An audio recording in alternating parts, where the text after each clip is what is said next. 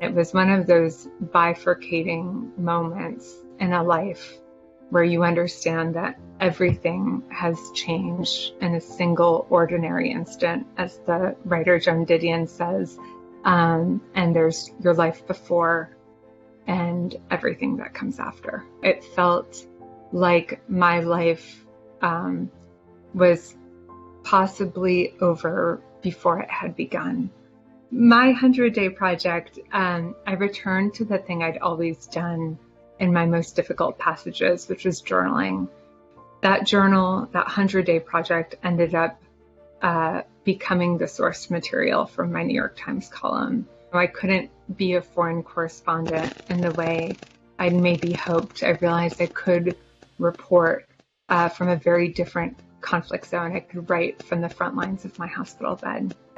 You were telling the story of your life as it was unfolding, and I think for me, what was so powerful in reading your book during the pandemic is it seemed so universally applicable. The name of the column was Life Interrupted, and people began to write to me with all kinds of stories of interruption, of heartbreak and divorce, of illness, of grief. And it really, helped me understand that when we dare to be vulnerable, when we share the unvarnished truth of our lives, we learn again and again that we're not alone and that we're more alike than we are different.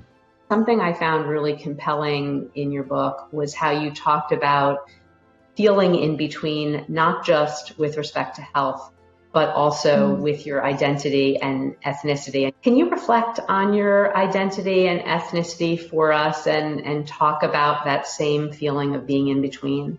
For mixed children, we're the spackle, we're the border dwellers. We're constantly shape-shifting and existing between cultures and countries, breeds and customs and languages. There are so many beautiful things about growing up that way. But it can also make the concept of home feel like this elusive space where you never quite fit.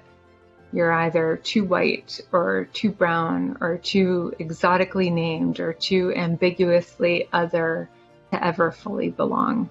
And once I stopped, striving for some beautiful, perfect state of wellness, which I believe mires us in a kind of eternal dissatisfaction, I actually did start to feel anchored in a new kind of home, a home in that wilderness of the in-between place.